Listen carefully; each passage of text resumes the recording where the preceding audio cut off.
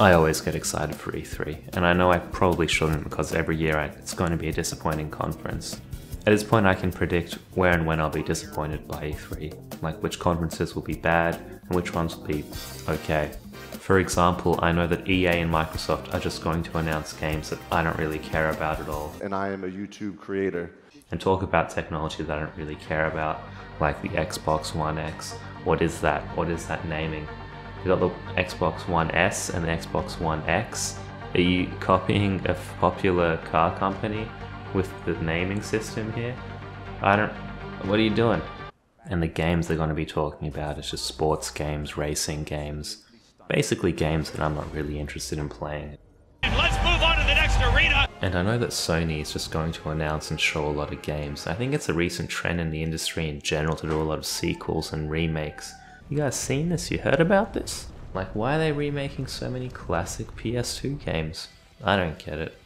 They didn't even tell me about that last night. Well, I mean, I do get it. It's just simple economics, right? It's all about that money, yeah? But I still, like, in quotation marks, I don't get it. Nintendo, I know you're not watching this, because why would you watch my videos? But I think you could make a lot of money by remaking a few select GameCube games for the Switch. Think about it. Speaking of Nintendo, you know they're just going to be consistently good. Play the game. Consistently announcing lots of games.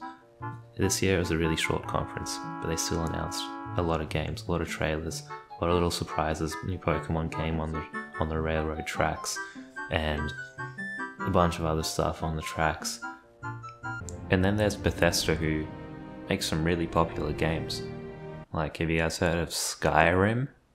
But I don't think they're big enough to have a conference every year yet, because they know, I know at least, that everyone who watches the Bethesda conference is watching to hear about a new open world game.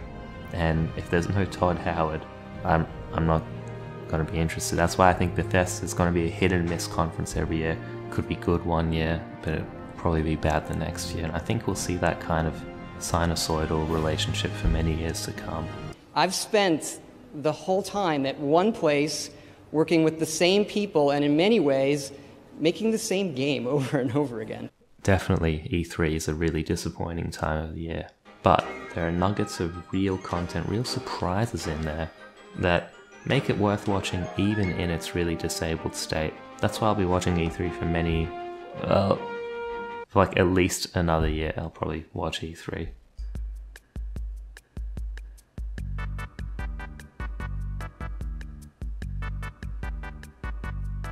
Rock solid. Coming soon.